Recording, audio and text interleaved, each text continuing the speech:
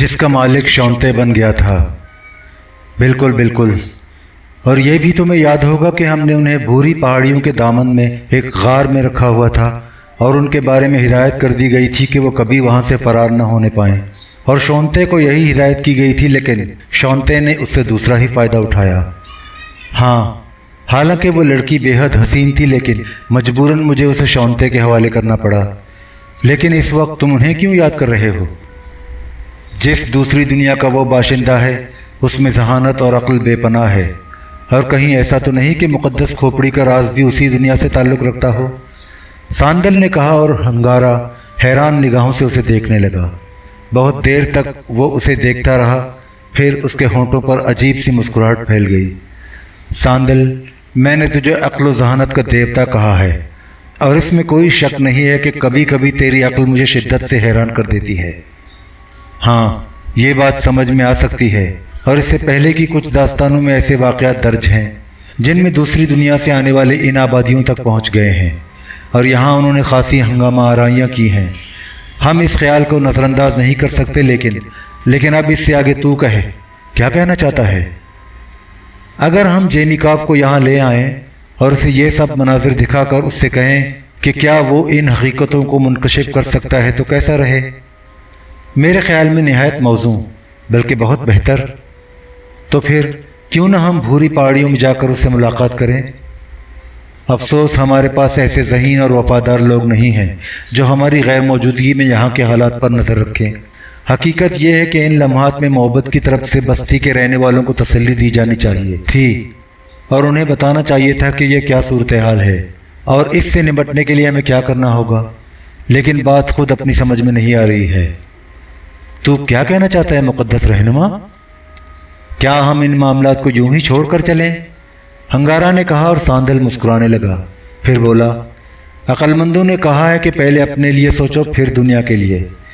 ہم یہاں رہ کر ہی کیا کر پا رہے ہیں جو یہاں سے ہٹ کر نہ کر پائیں گے؟ ہاں، اگر ہماری کاوشیں اسی طرح کارآمد رہیں تو کیا زیادہ بہتر نہیں ہوگا؟ اور یہ تو راتوں رات کی بات ہوگی، ہم صبح کی روشنی ہونے سے قبل یہاں پہنچ جائیں گے۔ ہوں تو پھر ٹھیک ہے، لیکن ہمیں بھوری پہاڑیوں تک کا سفر کرنا ہوگا۔ بھوری پہاڑیاں آبادیوں سے تو دور نہیں ہیں، اور پھر ان کی سمت بھی وہ نہیں ہے جہاں اس وقت خطرہ منڈلا رہا ہے۔ تو ہم چلتے ہیں، ہنگارا نے کہا، اور دونوں عقبی راستے کی جانب چل پڑے جہاں سے پہاڑیوں سے اترنے کا راستہ نسبتاً آسان تھا۔ بھوری پہاڑیوں کا سلسلہ وادی گریاں سے منسلک نہیں تھا۔ بائیں سمت سے گھومنے کے بعد یہ سلسلہ بستی کی آبادیوں سے مل جاتا تھا، لیکن آبادی کا سب سے پہلا جھونپڑا بھی یہاں سے خاصے فاصلے پر تھا، اور اس کے لیے آبشار سے بننے والی ندی کے درمیان سے گزرنا ہوتا تھا۔ دوسری جانب بلند و بالا پہاڑی سلسلے پھیلے ہوئے تھے جن کے درمیان اونچی اونچی چٹانیں اور نکیلے پتھروں کا شہر آباد تھا۔ یہاں سے گزرنے کے لیے سخت مشقت کا سامنا کرنا پڑتا تھا، اور عموماً لوگ ادھر آنے سے گریز کرتے تھے۔ ہاں، زرد پتیوں کے رسیا کبھی کبھی ان چٹانوں کے درمیان بھٹکتے نظر آتے تھے، اور ان میں سے بعض ان چٹانوں کے درمیان رہنے والے زہریلے کیڑوں کا شکار ہو جاتے تھے۔ ان کی لاشیں وہیں پڑی سڑتی رہتی تھیں۔ سورج کی شعاعیں، شبنم کی نمی اور ہوائیں ان کے ساتھ اپنا کھیل کھیلتی تھیں۔ پھر چٹانوں کے درمیان سوکھی ہوئی ہڈیوں کے ڈھانچے اور ان پر منڈلاتے ہوئے گدھ ہی نظر آتے تھے۔ باقی ان لاشوں کو اٹھانے والا کوئی بھی نہیں ہوتا تھا۔ اس لحاظ سے یہ غار در حقیقت قیدیوں کے غار کہے جا سکتے تھے، کیونکہ ندی عبور کیے بغیر آمد مشکل ہی تھی۔ ایسے ہی ایک غار میں جیمی کاف اپنی زندگی کے ایام بسر کر رہا تھا۔ جیمی کاف کی کہانی بھی عجیب تھی۔ اب تو اسے یاد بھی نہیں رہا تھا کہ ان علاقوں کا رخ کیے ہوئے کتنا عرصہ گزر چکا ہے۔ وہ بھی ایک مہم جو تھا، اور مہم جوئی کے جنون میں نہ جانے دنیا کے کون کون سے گوشوں میں مارا پھرتا رہا تھا۔ پھر وہ اور اس کی بیوی اینا کاف پہاڑیوں کے اس سلسلے کی جانب آ نکلے۔ نہ جانے کیا کیا تصورات ذہن میں تھے۔ اسی مہم جوئی کے دوران جیمی کاف کی بیوی اینا کاف نے ایک بیٹے کو جنم دیا، اور اس کے ساتھ ہی کچھ ایسے عوامل کا شکار ہو گئے کہ بالآخر انہیں اس علاقے میں آ کر پھنسنا پڑا، اور یہاں ان کی زندگی کا بدترین حادثہ رونما ہو گیا۔ ٹاری ویگا میں کچھ ایسے لوگوں کی حکمرانی قائم ہو گئی جو سنگ دل اور وحشی تھے، اور انہی وحشتوں کے درمیان جیمی کاف کو اس کے پیروں سے محروم کر دیا گیا۔ زندگی باقی تھی کہ وہ اس ہولناک درندگی کے بعد بھی محفوظ رہا۔ لیکن پے در پہ حادثوں نے اسے ذہنی طور پر معاف کر دیا تھا۔ ان میں سب سے بڑا حادثہ بیٹے کی گمشدگی کا تھا۔ ایناکاف ماں تھی، لیکن یہ حقیقت ہے کہ وہ اس حادثے سے اس قدر متاثر نہیں ہوئی تھی جتنا جیمی کاف۔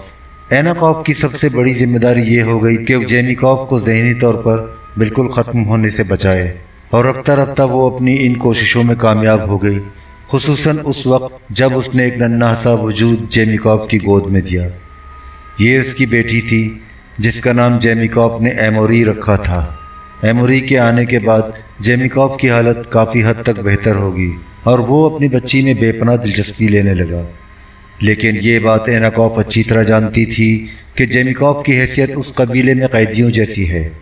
البتہ ایناکاف کو اب یہ اندازہ ہو گیا تھا کہ مہم جو شوہر زندگی کی بازی لگانے کے باوجود اب ان علاقوں سے نہیں نکل سکتا، چنانچہ اس نے وہیں کی زندگی اختیار کرنے پر پوری توجہ دی تھی، اور اب تو انہیں یوں محسوس ہوتا تھا جیسے وہ ٹاری ویگا میں ہی پیدا ہوئے۔ باہر کی دنیا سے ان کے تمام ذہنی رابطے ٹوٹ گئے تھے، اب تو کوئی اپنا یاد بھی نہیں رہا تھا۔ ہاں، یہ الگ بات ہے کہ بستی کے رہنے والے اپنے بن گئے تھے، اتنے برے لوگ نہیں تھے اور ان کے ساتھ محبت اور مفاہمت کا سلوک کرتے تھے، لیکن کچھ لوگ ایسے بھی تھے جو ان کی جانب سے مشکوک رہتے تھے، اور ان میں سب سے بڑا کردار اس کمبخت پجاری کا تھا جس کا نام ہنگارا تھا۔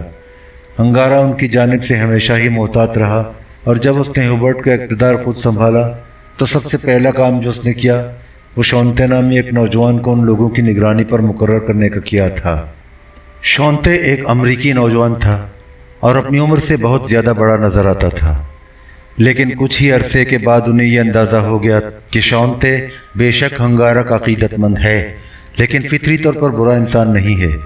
لیکن جب جیمی کاف نے اپنی نوجوان بیٹی ایموری کو شونتے کی جانب متوجہ دیکھا تو اس کے اندر ایک عجیب سی کیفیت بیدار ہو گئی۔ بیوی سے ٹوٹے ہوئے لہجے میں اس نے کہا، کیا زندگی اتنی قیمتی چیز ہے کہ انسان ہر کیفیت میں زندہ رہنا پسند کرے؟ ایناکاف نے اسے غور سے دیکھا اور بولی، میرا خیال ہے بلکہ اس کے لاتعداد ثبوت بھی ملتے ہیں۔ بدترین حالت میں ایڑیاں رگڑ کر زندگی کھوتے ہوئے لوگ آخری حد تک یہی کوشش کرتے ہیں کہ زندگی کا دامن ہاتھ سے نہ چھوٹنے پائے۔ اینا، تم زندہ رہنا چاہتی ہو؟ جیمی کاف کے سوال پر ایناکاف نے کہا، اور اس کے باوجود تم کہتے ہو کہ تمہیں بستی کے حالات سے واقفیت ہے؟ اس شخص نے طنزیہ انداز میں کہا، مجھے بتاؤ تو صحیح، ٹھہرو تو صحیح، میں تمہارے لیے کھانے پینے کی کچھ اشیاء مہیا کرتا ہوں، آخر میں بھی یہیں رہتا ہوں۔ جو تباہی تم پر نازل ہوگی وہ مجھ پر بھی ہو سکتی ہے، لیکن مجھے کچھ تفصیل تو بتاؤ۔ برائی تو اسی وقت شروع ہو گئی تھی جب انگارا نے اپنی بیٹی کو محبت پہنچایا تھا، اور وہ بھی چوری چھپے۔ تو پھر یہ واقعہ تو مجھے معلوم ہے۔ بستی میں پچھلے دنوں چیمی گویاں ہوتی رہی ہیں، اور دھوا کا پوتا اروکا محبت میں داخل ہو کر اس لڑکی کو لے کر فرار ہو گیا ہے، لیکن جن آبشاروں سے اس کے گرنے کا تذکرہ کیا جاتا ہے، وہاں سے گرنے کے بعد کسی کی زندگی کا تصور حماقت کے سوا کیا ہو سکتا ہے؟ لگتا ہے بستی کے تمام لوگ ہی احمق ہو گئے ہیں، بستی کے لوگوں سے زیادہ شاید ہنگارا۔ اسی شخص نے جواب دیا، اور شانتے حیران نگاہوں سے اسے دیکھنے لگا۔ کیا تم مقدس پجاری کے بارے میں ایسے الفاظ کہہ سکتے ہو؟ وہ بولا۔ کیسا مقدس پجاری؟ وہ عبادت گاہ میں چھپا بیٹھا ہے اور بستی کے لوگ اپنے گھروں میں۔ دیکھو، ٹاری ویگا اب کون سی تباہی سے دوچار ہونے والا ہے۔ میں تو چلتا ہوں۔ شانتے پریشان نظروں سے جانے والے کو دیکھتا رہا، پھر واپس اپنی کمین گاہ میں آ گیا۔ سب سے پہلے اس نے ایموری کو اپنی پریشانی بتائی۔ ایموری، تجھے بستی کے حالات کا کچھ علم ہے؟ میں نہیں جانتی، لیکن بہت سے لوگوں کو میں نے سامنے سے دوڑتے دیکھا ہے، جبکہ پہلے ایسا نہیں ہوتا تھا۔ ہاں، میں یہی کہنا چاہتا تھا۔ لیکن کیوں؟ اس کی کوئی خاص وجہ ہے؟ پہلے تو مجھے بھی نہیں معلوم تھی، لیکن جب میں نے معلومات کی تو ایک عجیب کہانی پتہ چلی ہے۔ کیا؟ ایموری نے پوچھا، اور شانتے نے اسے اپنی معلومات بتا دی۔ ایموری حیران ہو گئی تھی۔ اس نے کہا، بہتر نہ ہوگا کہ تو جا کر معلومات کر؟ لیکن بستی والے اپنے گھروں میں چھپے ہوئے ہیں، پوری بستی سنسان ہے۔ میرے خیال میں ہمیں بابا سے اس بارے میں بات کرنی چاہیے۔ تب دونوں جیمی کاف کے پاس پہنچ گئے، اور جیمی کاف یہ واقعات سن کر سوچ میں ڈوب گیا، لیکن انہیں زیادہ وقت نہ ملا، اور ابھی بات پوری بھی نہیں ہوئی تھی کہ سب سے معزز شخص نے غار میں قدم رکھا۔ یہ ہنگارہ تھا اور اس کے ساتھ ہی ساندل۔ ہنگارہ اس سے پہلے شاید ہی کبھی کسی کے پاس آیا ہو۔ وہ تو احکامات دیتا تھا اور اس کے قدموں کا پہنچنا سعادت کا نشان سمجھا جاتا تھا۔ یہ لوگ اسے دیکھ کر حیران رہ گئے اور اس کے احترام میں کھڑے ہو گئے تو ہنگارہ نے اپنا ہاتھ سیدھا کر کے کہا، کبھی کبھی یوں ہوتا ہے کہ کنواں خود چل کر پیاسے کے پاس پہنچتا ہے، اور ایسا کرنا اچھا بھی لگتا ہے کہ اس سے محبت اور یگانیت کا احساس پیدا ہوتا ہے۔ تو کیسا ہے جیمی کاف؟ کیا تو نے اب بھی اپنے آپ کو قیدی سمجھا ہے؟ حالانکہ یوں نہیں ہے۔ اور تو کیا سمجھتا ہے؟ کیا میرا تقدس اور میرا علم یہ بات نہیں جانتا کہ تجھے یہاں کوئی مشکل نہیں ہے؟ اور ایسا ہی ہے کیونکہ میں نے اس کی ہدایت کی ہے کہ بے شک تو بستی سے دور تھوڑا فاصلہ اختیار کر کے رہے، لیکن میں نے خبردار کیا کہ جیمی کاف اس کی بیوی اور بیٹی کو کوئی نقصان نہ پہنچے۔ اور یہ شخص کیا یہ میری مرضی کے بغیر تیری بیٹی کے ساتھ شوہر اور بیوی کی زندگی گزار سکتا تھا؟ نہیں، سب کچھ میرے علم میں تھا اور میں نے تجھے اس کی رعایت دی تھی۔ جیمی کاف، مجھے بتا تیری مشکلات کیا ہیں؟ جیمی کاف نے مؤدبانہ انداز میں گردن جھکا لی۔ جیسا دیس ویسا بھیس ضروری ہی ہوتا ہے، اور خاص طور سے اس وقت جب سامنے والے سے لڑائی ختم ہو گئی ہو اور گنجائش ہی نہ ہو کہ لڑا جا سکے، تو بہتر یہی ہوتا ہے کہ کمزور طاقتور کے سامنے گردن جھکائے، اور جیمی کاف بھی یہی طرز عمل اپنائے ہوئے تھا۔ اس نے کہا، ہاں میں جانتا ہوں، تو سب کچھ ہی جانتا ہے مقدس پجاری۔ بھلا مجھے یہ کیوں نہ معلوم ہوگا کہ میں تیری عنایتوں کے ساتھ یہاں زندگی بسر کر رہا ہوں؟ اور کبھی کبھی یوں بھی ہوتا ہے کہ کھوٹا پیسہ کام آ جاتا ہے۔ میں تجھے کھوٹا سکہ نہیں کہنا چاہتا، لیکن بہرحال ٹاری ویگا تو تیری خدمت ہی کر رہا ہے اور تجھے ہر طرح سے سہولتیں مہیا کیے ہوئے ہے۔ کیوں نہیں؟ تو پھر تجھے میرا ایک کام کرنا ہے۔ مجھے حکم دیا ہوتا، اپنے کسی ہرکارے کو بھیج دیا ہوتا تو میں خود تیرے پاس پہنچ جاتا۔ تو نے یہاں تک آ کر میری عزت افزائی کی ہے، جس کے لیے میں تیرا شکر گزار ہوں۔ مقدس پجاری، حکم دے مجھے کیا کرنا ہے؟ چند لمحوں کے لیے ہنگارہ نے کچھ سوچا، پھر بولا، اپنی بیوی، بیٹی، اس کے بچے اور شونتے کے ساتھ وادی گریاں کی طرف چل اور عبادت گاہ کی پہاڑی پر میرے پاس آ کر میرے معاملات میں میری مدد کر۔ یہ از حد ضروری ہے اور اس کے لیے میں تجھے زیادہ وقت نہیں دے سکتا۔ پہلے میں نے یہی سوچا تھا کہ تجھے اپنے ساتھ لے جانے کی بجائے حقیقت حال سے آگاہ کروں اور یہیں پر تجھے تمام صورتحال بتاؤں اور تجھ سے تبادلہ خیالات کروں، لیکن جو چیز تو اپنی آنکھوں سے دیکھ لے گا اس میں تیری رائے زیادہ ثابت ہوگی۔ کیا تو میرے ساتھ چلنے کے لیے تیار ہے؟ تیرے حکم سے انحراف بھلا کس کے لیے ممکن ہے؟ اور یہ تو میری عین سعادت مندی ہے کہ تیرے کسی حکم کی پابندی کروں۔ اور پھر یوں ہی ہوا کہ جلدی جلدی تیاریاں کی گئیں، اور اس کے بعد بوڑھا جیمی کاف ہنگارہ کے ساتھ چل پڑا، اور عقب میں اس کی بیوی ایموری اور شونتے اس کے ہمراہ تھے۔ لیکن شونتے کی آنکھوں میں تشویش کے گہرے آثار نمایاں تھے، اور ایموری جو اب شونتے سے اس طرح منسلک تھی کہ دونوں کے درمیان دوری کا کوئی تصور ممکن نہیں تھا، شونتے کی اس کیفیت سے واقف تھی، اور اس نے سرگوشی کے لہجے میں پوچھا، کیا بات ہے؟ تو مجھے کچھ متفکر نظر آتا ہے۔ یہ سرگوشی اس طرح کی گئی تھی کہ کسی اور کو اس کا احساس بھی نہ ہوا۔ شونتے نے اپنی زیرک بیوی کی جانب دیکھا اور بولا، ہاں، نہ جانے کیوں میں الجھن میں مبتلا ہو گیا ہوں۔ کیسی الجھن ہے؟ مجھے بتانا پسند نہیں کرے گا؟ شونتے کے چہرے پر تشویش کے آثار پھیلے ہوئے تھے۔ اس نے کہا، ہنگارہ کے بارے میں ہی نہیں، تو بھی جانتی ہے کہ وہ نام نہاد پجاری ہے۔ اس کے اندر وہ عظمتیں نہیں ہیں جو ٹاری ویگا کے مقدس پجاریوں کی پہچان ہوتی تھیں، اور اس عظمت کا آخری امین تو ہیوبرٹ ویگا تھا، جو جانے کے بعد صرف اپنی یادیں چھوڑ گیا۔ اور ہنگارہ کے بارے میں تو ویسے بھی سب جانتے ہیں کہ وہ صرف ایک شاطر ہے جو اپنی شطرنجی چالوں سے اپنے اقتدار قائم کیے ہوئے ہے، اور اس میں کوئی شک نہیں کہ اگر اس کے پاس کوئی جادو ہے تو وہ شیطانیت کا جادو ہے، یعنی اس کی چالاک فطرت سب کچھ کر لیتی ہے۔ لیکن ہیوبرٹ ساویو ویگا، جس سے وہ اس کے ہاتھوں شکست کھا گیا، اور بھلا مجھ سے زیادہ اس کے بارے میں اور کون جان سکتا ہے کہ میں اس کا خاص نمائندہ ہوں، اور اسی کے ایما پر میں نے تم لوگوں کو اپنی نگرانی میں رکھا تھا۔ یہ الگ بات ہے کہ دیوتاؤں کو کچھ اور ہی منظور تھا، اور میرے اور تمہارے درمیان محبت کے وہ رشتے استوار ہو گئے جس میں اتفاق سے اس نے بھی کوئی مداخلت نہیں کی۔ لیکن اس کا اس طرح ہم سب کو لے جانا، مجھے ایک عجیب سی بات محسوس کراتا ہے۔ اگر اسے جیمی کارپ سے کوئی کام تھا تو صرف جیمی کارپ کو اپنے ساتھ لے جاتا۔ ایموری کے چہرے پر خوف اور تشویش کے آثار پھیل گئے۔ تو تمہارا مطلب ہے کہ وہ ہمیں کوئی نقصان پہنچانا چاہتا ہے؟ شونتے نے اپنی خوبصورت بیوی کو دیکھا اور کہنے لگا، لیکن اب یہ ممکن نہیں ہوگا ایموری۔ لوہے کو لوہا کاٹتا ہے۔ میں بھی وہی فولاد ہوں جس فولاد سے اس بدبخت نے تخلیق پائی ہے۔ اگر تمہیں کوئی نقصان پہنچا تو میں سب کچھ بھول جاؤں گا۔ ایموری نے پراعتماد نگاہوں سے اپنے قوی ہیکل شوہر کو دیکھا اور پھر اپنی گود میں اس کے ہم شکل بچے کو، اور مطمئن ہو گئی کہ اس کا محافظ اس کے ساتھ ہے، لیکن خود وہ بھی کسی سے کم نہیں تھی۔ ٹاری ویگا میں پیدا ہوئی تھی، ٹاری ویگا میں پرورش پائی تھی، اور وحشیوں کے درمیان اس کی فطرت بھی وحشیوں جیسی ہی تھی، اور ضرورت پڑنے پر وہ بھی کسی سے پیچھے نہ رہنے والوں میں سے تھی۔ پھر یہی ہوا کہ وہ لوگ آہستہ آہستہ وادی گریاں کی پہاڑیوں پر پہنچ گئے اور محبت کے فاصلے طے کرنے لگے۔ بلندیوں پر پہنچنے کے بعد ہنگارا نے انہیں ایک جگہ قیام کرنے کے لیے کہا اور پھر سب کچھ سمجھانے کے لیے ان کے نزدیک بیٹھ گیا۔ سب کے چہرے تجسس میں ڈوبے ہوئے تھے۔ ہنگارا نے کہا، جیمی کارپ، یہ تو بھی جانتا ہے اور مجھے بھی معلوم ہے کہ تیری دنیا کے لوگ ان علاقوں کو اپنے لیے سونے کی جنت سمجھتے ہیں اور ان کا رخ اس جانب ہوتا رہتا ہے۔ وہ لوگ نہ جانے کون کون سے جادو جانتے ہیں۔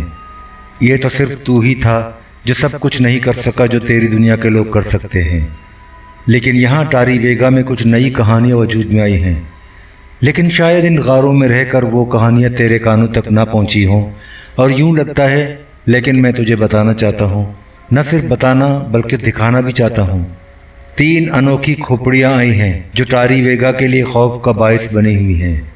میں نے سوچا کہ تجھے بتاؤں، تو اپنی دنیا کا زیرک ہے اور ضرور ان کے بارے میں کچھ جانتا ہوگا۔ بس مجھے شبہ ہے، اور اگر ایسا نہیں ہے تو بھی تو اپنی رائے کا اظہار ضرور کر۔ میں سمجھا نہیں۔ اوفو، کیا سمجھاؤں تجھے؟ آ ذرا میرے ساتھ آ، بلکہ تم سبھی آؤ۔ تب ہی بلندیوں سے ہنگارا نے وہ حیرتناک منظر دکھایا۔ وہ واقعی انوکھی کھوپڑیاں تھیں، لیکن جیمی کارپ کی زیرک نگاہوں نے بھانپ لیا کہ کینوس کے غلاف کے نیچے کچھ اور ہی ہے، اور یہ کیا ہے یہ تو ابھی وہ بھی نہیں سمجھ سکتا تھا۔ ہنگارا نے کہا، اور جب ان کے لیے کسی کارروائی کا تصور کیا جاتا ہے تو ان کی آنکھوں کے سوراخ روشن ہو جاتے ہیں، اور یہ قہرآلود نگاہوں سے دیکھتی ہوئی خوفناک آواز میں غراتی ہیں اور وحشت خیزی کا مظاہرہ کرتی ہیں۔ میں یہ جاننا چاہتا ہوں کہ کیا یہ تیری دنیا کی کوئی شناسا چیز ہے یا پھر دیوتاؤں ہی کا قہر؟ جیمی کارپ حیران نگاہوں سے ادھر دیکھتا رہا، پھر اس نے کہا، مجھے اندازہ نہیں ہے عظیم ہنگارا کہ یہ کیا ہے، لیکن جو کچھ بھی ہے بہت انوکھی ہے۔ اے کاش میں ان کی آوازیں اور ان کی غراہٹیں سنوں تو مجھے اندازہ ہو کہ یہ کیا ہے۔ پھر وہیں مورچہ بندی کر لی گئی، اور پھر وہ لمحات آئے جب کھوپڑیوں میں رد و بدل ہوئی اور ان کی غراہٹیں اور وحشتناک نگاہیں بستی والوں کو لرزانے لگی۔ لیکن جیمی کارپ نے سب کچھ دیکھ لیا، اور اسے ایک دم احساس ہو گیا کہ کینوس کے نیچے کیا ہے، اور یہ فیصلہ بھی اسے لمحوں ہی میں کرنا تھا کہ ہنگارا کو کیا جواب دے۔ اور لمحوں میں اس نے فیصلہ کر لیا۔ جس دنیا سے اس کا تعلق تھا وہ اس سے جان بوجھ کر قطع تعلق نہیں کیے ہوئے تھا، بلکہ صرف ایک مجبوری تھی، ایک غمزدہ احساس جس نے اسے ہمیشہ ہی سے زندہ درگور کیے ہوئے تھا۔ لیکن اس کا دلی لگاؤ اپنی آبادیوں سے تھا، اور وہ حیران تھا کہ یہ کون چالاک لوگ ہیں جنہوں نے ٹاری ویگا کے لوگوں کو پوری طرح سمجھنے اور جاننے کے بعد ان کے لیے اقدامات کیے تھے۔ اور نہ جانے کیوں جیمی کارپ کے دل میں امید کی ایک شمع روشن ہو گئی۔ اگر ایسے لوگوں سے اس کا کسی طرح رابطہ قائم ہو جائے تو شاید ایک بار پھر اسے اپنی دنیا دیکھنے کا موقع مل جائے۔ اے کاش ایسا ہو جائے، اس نے دل میں سوچا، اور پھر آہستہ سے بولا، نہیں مقدس ہنگارا، یہ سب کچھ تو بہت بڑے جادو کی حیثیت رکھتا ہے، اور ہم نہیں کہہ سکتے کہ ٹاری ویگا کون سی مشکل کا شکار ہونے والا ہے۔ اے کاش ایسا نہ ہو، کاش یہ سب کچھ مصیبت ٹاری ویگا سے ٹل جائے، اور یہ سب میری شناخت کی چیز نہیں، اسے تو تیرا جادو ہی شناخت کر سکتا ہے۔ ہنگارے کے چہرے پر یہ سن کر مایوسی کے آثار پھیل گئے تھے۔ پھر اس نے کہا، یہ آخری امید بھی ختم ہو گئی۔ ٹھیک ہے شونتے، اسے عزت و احترام کے ساتھ واپس اس کی رہائش گاہ پر لے جاؤ، ہم خود دیکھیں گے کہ ہم کیا کر سکتے ہیں۔ شونتے نے گردن جھکا دی تھی۔ सागी, अरोका और हम्बा को इन अनोखे लोगों के दरमियान पनाह मिल गई थी और इनके ज़रिए हंगारा और बस्ती के दूसरे अफराद की कहानी का इल्म भी हो गया था। लेकिन उन्हें बड़ी एहतियात से कुछ ऐसे फासले से रखा गया था कि ये सारी कार्रवाइयों से बाखबर ना हो सके। अलबत्ता इन मालूमात से फ़ायदा उठाया गया था और नादिर शाह ने उन तमाम तफसीलात को मालूम करने के बाद योट को खुफिया तरीके से कुछ हिदायत दी थी। इन कैनवस की खोपड़ियों में पोशीदा रहकर काफ़ी वक्त गुजर गया था और हर शख्स घुटन महसूस कर रहा था। सूरत हाल का मंजर-ए-आम पर आ जाना ही सबसे बेहतर था। चुनाचे उसके लिए आखिरी कार्रवाई तरतीब दी गई।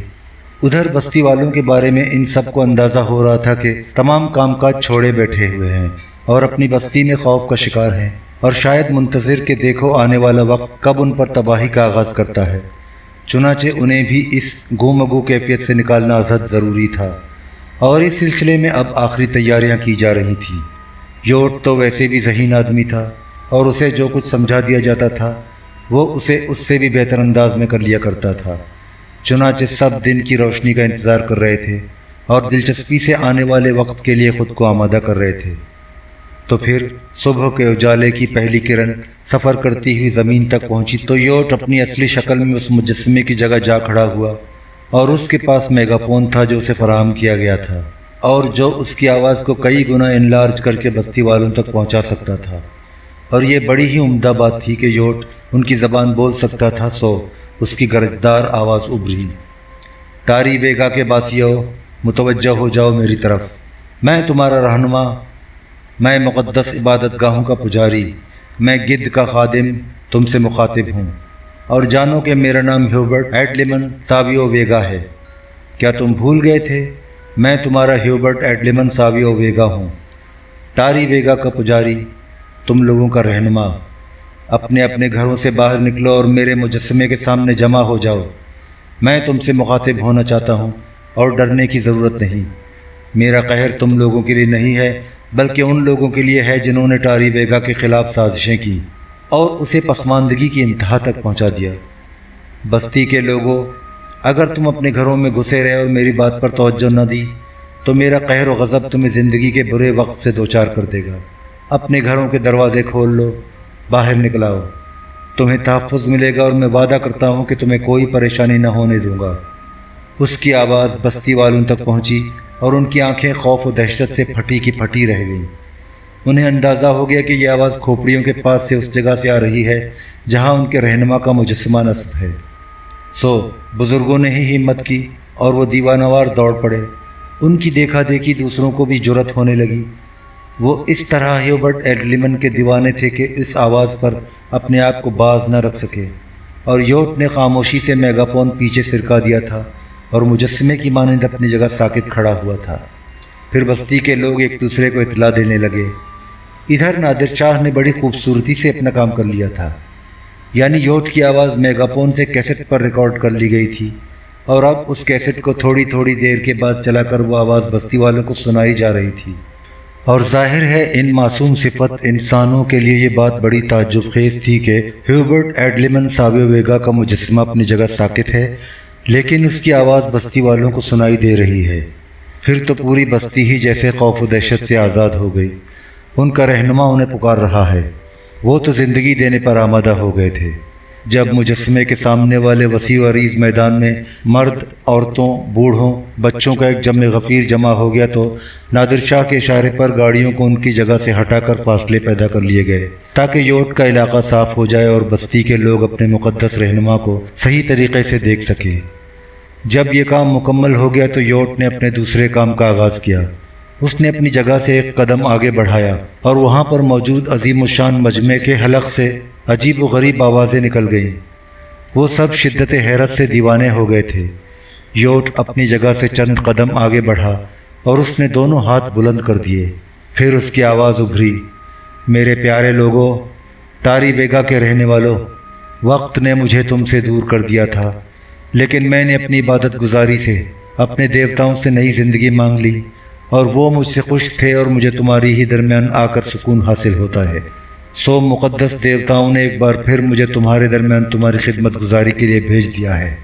और क्या ये बात मैं अच्छी तरह नहीं जानता कि हंगारा ने तुम लोगों को किस तरह मुश्किलात में डाला हुआ है?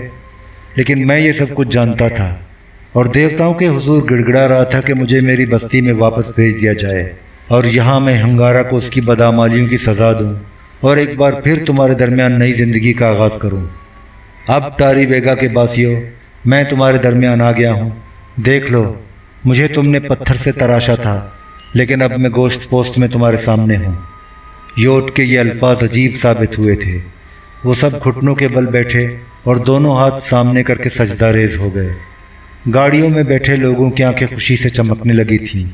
योट की कोशिशें कारगर हुई थीं और टारी वेगा फतह हो गया था। फिर सजदा रेज लोगों ने सजदे से सर उठाए और इसके बाद जो शोर व शराबा हुआ वो देखने के काबिल था। वो खुशी से नाच रहे थे, तरह तरह की बातें कर रहे थे। ये बातें बेशक उन लोगों की समझ में नहीं आ रही थी, लेकिन अंदाजे से पता चल गया था कि वो बेपनाह खुशियाँ मना रहे हैं। और फिर उन लोगों ने योट के गिर्द घेरा बना लिया। ये खोपड़ियाँ भी उन घेरों के दरमियान आ गई थी और वो नाच रहे थे, खुशियाँ मना रहे थे। तमाम लोगों के चेहरों से खौफ व दहशत छट गई थी। बूढ़ों का एक गिरोह योट के बहुत करीब आ गया और वो उसे गौर से देखने लगे। योट ने मुस्कुराते हुए कहा, हाँ आओ, मेरे नज़दीक आओ, मुझे देखो और मैं तन्हा नहीं हूँ। मेरे साथ देवताओं के हरकारे हैं जो हर चीज़ पर कादिर हैं और वो तुम्हारे लिए टारी बेगा में बेहतरी पैदा करेंगे। ये सब कुछ अब तुम्हारे लिए होगा। खुशियाँ मनाओ, खुशियों से दीवाने हो जाओ। मैं तुम लोगों के दरमियान आ गया हूँ। बूढ़ों में से एक ने कहा, मुक़द्दस रहनुमा, आह, हम तेरी आमद को टारी बेगा की तकदीर का दूसरा दौर कहते हैं। तेरे जाने के बाद तो टारी बेगा में बुराइयों के सिवा कुछ भी नहीं रहा। हंगारा कभी भी हमारा पसंदीदा रहनुमा न बन सका। हम तो उसके जादू से खौफज़दा थे और बस, इससे ज़्यादा उसके पास हमारे लिए कुछ भी नहीं था। हंगारा को सज़ा दे कि उसने बुराइयां फैलाईं। हाँ, इबादतगाह के दरमियान पहरा लगा दो। हर जगह को महसूर कर दो कि हंगारा निकल कर न जाने पाए। हम देखेंगे कि हमारा दुश्मन हमसे कितना ताकतवर है। बुज़ुर्गों ने यह ऐलान नौजवानों के सामने किया और लातादाद लोग भर्रा मार कर इबादतगाह की पहाड़ियों की जानिब दौड़ने लगे। योट ने कहा, इन्हें हिदायत करो कि अभी ये इबादतगाह के ऊपरी हिस्से में न जाएं और किसी को कोई नुकसान न पहुँचाएँ जब तक हम उन्हें इजाज़त न दें। और अब तुम लोग मुंतशिर हो जाओ। मैं उन हरकारों को आवाज़ देता हूँ जो यहाँ आकर सारा इंतज़ाम संभालेंगे। वो योट के एक एक इशारे पर काम कर रहे थे। हर चेहरा मसरत से खिला हुआ था और यूँ लगता था जैसे खुशियों का दिन आ गया हो। इबादतगाह की पहाड़ियों के चारों तरफ टारी वेगा के जवान तैनात हो गए और योट ने अंग्रेज़ी ज़बान में कहा, इसके बाद मेरे लिए क्या हिदायत है मुक़द्दस देवता? मैं तो यही कहूँगा कि मुझे देवताओं ने नहीं बल्कि मिस्टर सरदार खान ने भेजा है। योट के अल्फाज पर सब मुस्कुरा दिए थे। सरदार खान ने कहा, अभी तुम्हें अपनी जगह रहना है योट, और हमें अभी यहाँ का इंतज़ाम भी नहीं संभालना, बल्कि बेहतर यह होगा कि हम सब इबादतगाह की पहाड़ियों पर जाएं और वहाँ अपना तसल्लुत जमाएं। मेरा अंदाज़ा है कि वहाँ से पूरी बस्ती कंट्रोल की जा सकती है। ओके मॉडर्न देवता, मैं तेरी हिदायत पर सर झुकाता हूँ। सरदार खान मुस्कुरा दिया। फिर उसने कहा, अब तमाम लोगों को देवताओं के हरकारों का रूप धारना होगा। काश हमारे पास कुछ अजीब लिबास होते, लेकिन ना सही। अलबत्ता सबको अपने चेहरे मुख्तलिफ रंगों से रंगने चाहिए ताकि हमारे बारे में अंदाज़ा ना हो सके। रंग कहाँ से आएंगे? जेम्स पैरे ने पूछा।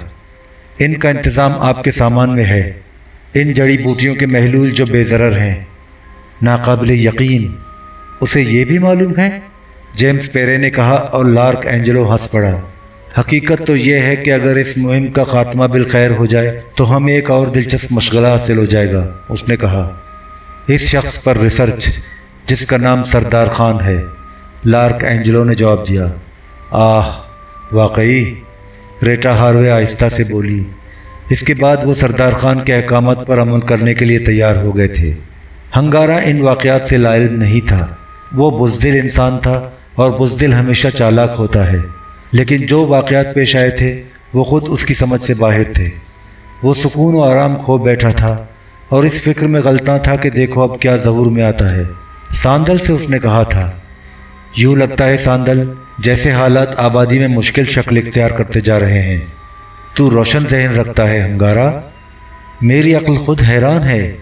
अलबत्ता मेरी एक राय है। क्या? تو دیکھ رہا ہے پوری بستی دہشت میں مبتلا ہے۔ لوگوں نے اپنے معمولات ترک کر دیے ہیں، وہ اپنے گھروں میں دہشت زدہ بیٹھے ہوئے ہیں۔ یہی موقع ہوتا ہے جب لوگوں کا اعتماد حاصل ہوتا ہے۔ میں تیری بات کا مطلب نہیں سمجھا، ہنگارا نے حیرت سے کہا۔ اس وقت تجھے ان کے درمیان ہونا چاہیے، ان کا حوصلہ بڑھانا چاہیے۔ تیرا مطلب ہے میں نیچے بستی میں جاؤں؟ ہاں، یہی مطلب ہے میرا۔ تب تو اپنا سر کسی چٹان سے ٹکرا اور مر جا۔